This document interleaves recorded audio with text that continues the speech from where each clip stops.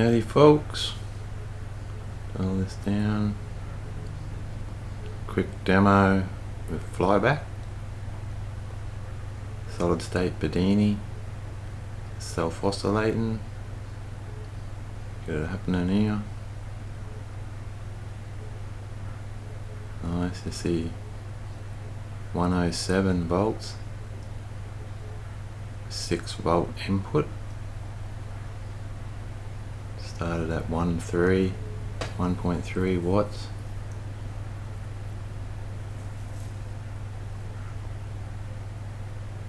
It's a demo of the flyback spikes. Need a scope, see the waveform.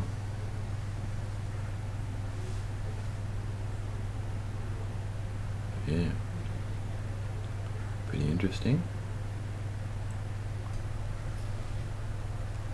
Smoothed by the capacitor there. Rectangle capacitor, 450 volts, the 1.2 UF.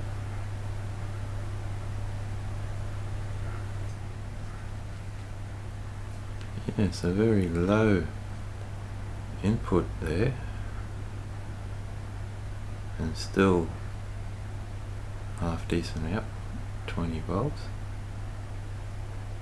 Dial him up. We go too far, and the full bridge rectifier can't absorb it. So yeah, as you see, we get the neon lighting up. That's not good.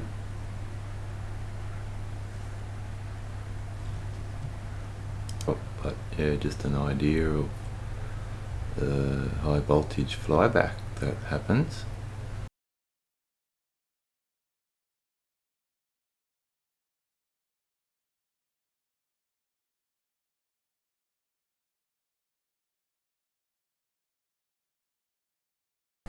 There you see the little rectifier circuit's not enough to absorb the flyback, and it does, what would you call, that goes through into the neon there. I have a second diode running back. They'd call that generator mode, Bedini. The diode heads back to the emitter on the transistor, and we don't really want that happening, that much going back there.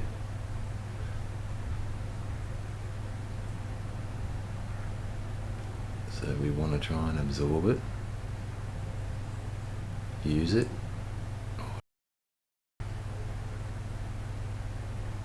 Does get clamped or whatever through the full bridge. Each diode has a voltage drop somewhat, so that helps. But yeah, we'll run it through the battery. Here I should add a delay relay. I don't like the electromagnetic style relay with the click, whatever, automotive. So possibly a solid state, a triac or something there, which this will be a lot more safer. But yep, it's on. It's still oscillating, nice. And so yeah, we got a DC charger there, 6 volts. What's it, 0.2 watts, 37 milliamps. Turn him up a bit, and yeah, bit of charging. Very good for desulfating. Battery's already charged, so maintenance desulfating. I've got to put a load on that at a later time, give a demo of that. Need more better tools, meters and whatnot, give a good demo of that. But yeah, 1 watts, 1.1 watts seems to be charging it pretty quick there. It's in maintenance level, what would they call it, float? Not float, be maintenance. Check for degassing there. You feel the vibration of the electrolyte bubbling away. You don't want gassing. That's when the hydrogen is produced, and that's very explosive. That's where folks get into trouble, high current charging, or you know, if it's releasing a lot of hydrogen. And yeah, that spark. Ooh, ooh. Keep safe, folks. Don't try this at home.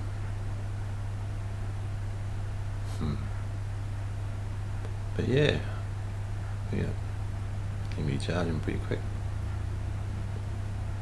Dial it down, just in case. Like I said, we're in maintenance, essentially here. Yeah, lead acid, you want to be using it. Not really. You can sulfate from here as well, do more harm than good. But yeah, just a demo. The flyback is fascinating to me. All this is fascinating to me. Electromagnetic stuff, just like wow.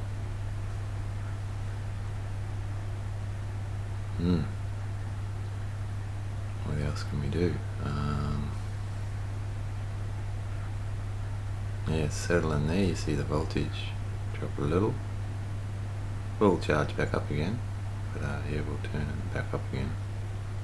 A bit more current, and I'm just dragging on.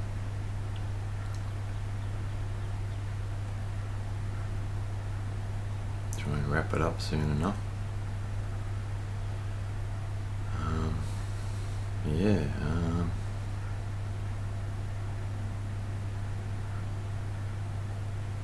Let it run. Good demo. Just learning anyway. The YouTube stuff, looking hard. Much respect for YouTubers. I've got no idea. Learning. Harder than it looks, for sure.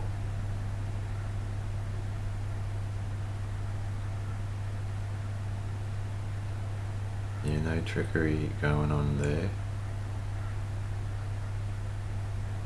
Try and show that's the input out of the bench power supply. It could be a battery. It's variable. It's constant voltage there, not current. So same from a battery, DC, direct current.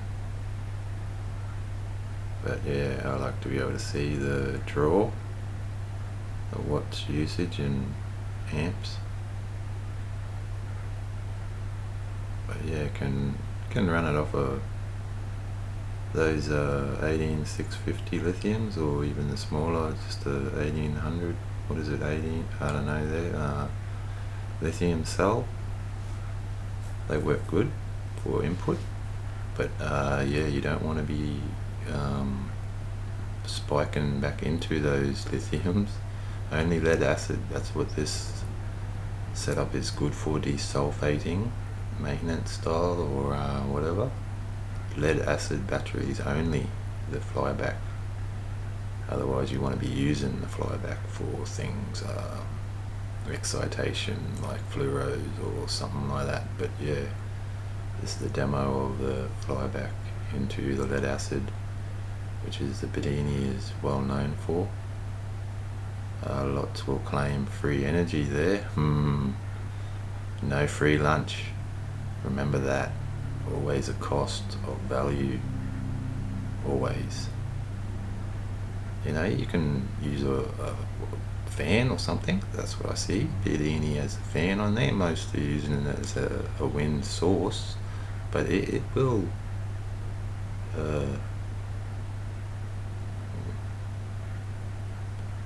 stick in the generator mode there, give a demo. But yeah, you can use the wind, and same, you will gain from that. But that's not free, is it? Or a flywheel, weight, energy. You can get it from places for sure. Alright, let's make this happen. The video's dragging on, we'll try and keep them relatively short.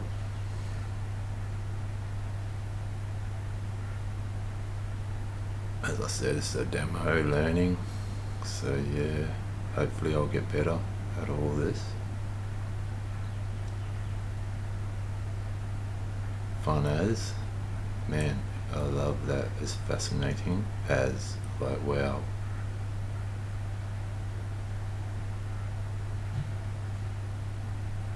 And yeah,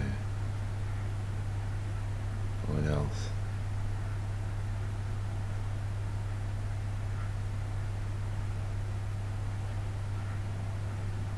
Maybe I can put a load on it. What can I use?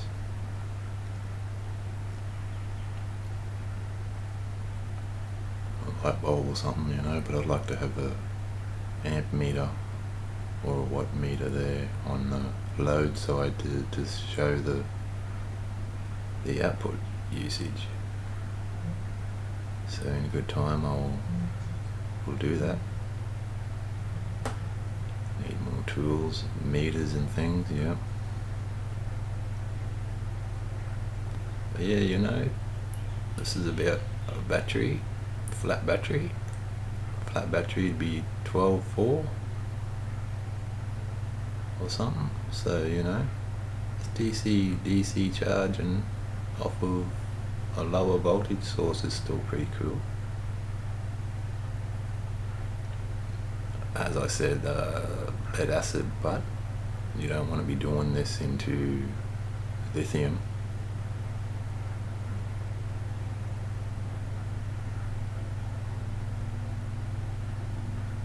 And yeah, we'll dial it down just in case, because gassing is a thing, and the hydrogen is what is produced, and that stuff is very explosive. Keep safe. Don't try this at home. Know what you're doing, or you know, risk it. If you don't do it, rather. Quick check there, because you know, safety first.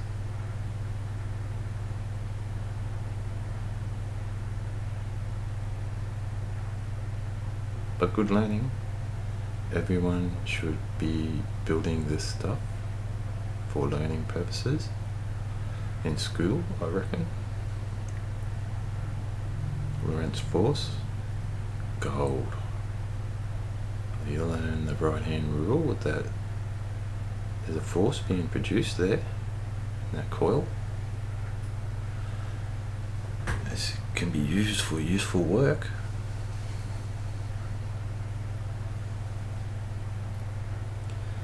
So 12.8 would be, you know, charged, settled, charged battery. A really good battery can hold a bit more than that. Deep cycle, a bit more again. I don't know, really, I'm just learning. Must be said, I don't know. Learn the hard way, I guess. Keeping safe, healthy fear of all that. Safe is the word. Do your own research, I guess.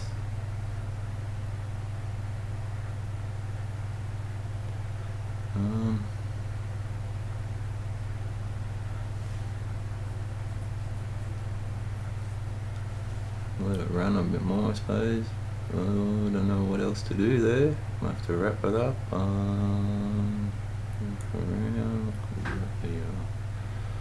Checking for heat. Nothing's hot. Cold as. Shouldn't really be touching things. There's a high voltage coming out of that, but you know, it'll give you a nasty whack. You don't want to have a pacemaker or anything like that around. There is a electromagnetic coming out of it, interference or whatever they call it. So you know that can potentially interfere. It'd probably be noisy as if I was to try and run a radio or something near there. You'd need to get rid of it, or use a cap or something. I don't know how they would do that. You'd want to try and quieten it, maybe ferro beads or something like that. This is just testing, you know, charging. You're at a particular spot anyway. You should have a safe area for charging. Not really safe charging. Lithium especially, they're terrifying, to be honest. Yeah, well, I'd much rather the lead acid. Still not safe really. They do say watch, don't leave something charging for a reason. Anyway, we'll let that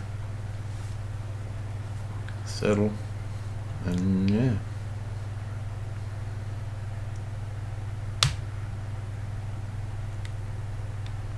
Maybe I can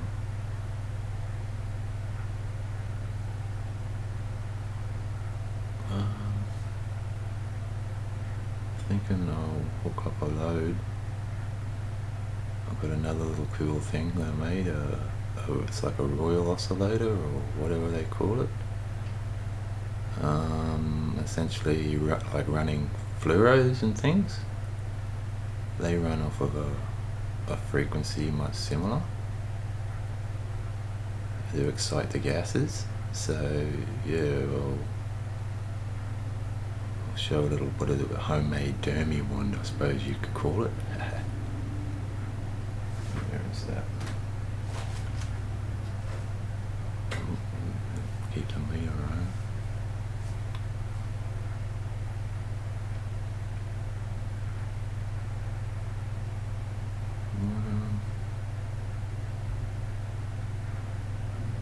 Where's that?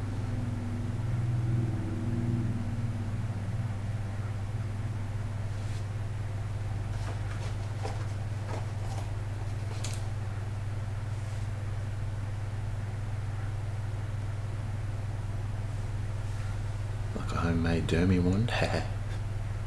Nah. But you know, good learning. It's got its pros and cons. It's a starter, fluoro starter, so it's got a heat element, what do they call that, bimetal or whatever, where it will heat up and make contact. So it'll create a short there if it got too hot. Like, yeah, again, don't try this at home. But you know, yeah, there's safety in that little Royal oscillator or whatever they call it. I'm not sure what they call that. I got it wrapped up because it's pretty scary. But yeah, pretty cool, I reckon. It was a body capacitance. You can see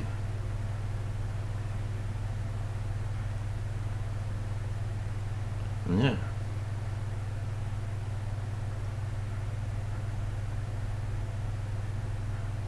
Bit of a load. I should fire it up. The thing is, it was hard to start the oscillation with it all connected. The flyback's being literally absorbed, so you won't really charge that capacitor, and it's like a spring for the flyback in the oscillator. It'll push everything back through the coil, the bifilar coil, and then it'll create that oscillation. much harder to do with the battery absorbing all that. Can be done, of course, but you know, yeah. So I've got to start it. With the battery not connected, that's why I mentioned the delay. If you had like a delay starting relay or something, I don't like the clicky relay, that's why I mentioned triac. And you put a delay in there and it'll start oscillating and then connect the battery. But you know, they got tools, I mean, like they got purpose-built devices that do these things if you know what to look for. But yeah, we'll do one quick little demo and wrap it up. I say we'll try and show how high we can get. This is being smoothed through that capacitor, so this is not, but the meter only goes to 300 volts, so as you see it's overloading there now. So this is 200 spot on the meter, and yeah, so what are we at, 110 volts, you know. If you go too far there, it'll too much, too little a resistance. It doesn't have nothing to push back on, or yeah, how to explain that, I don't know. But yeah, thanks folks. I'm wrapping it up there, so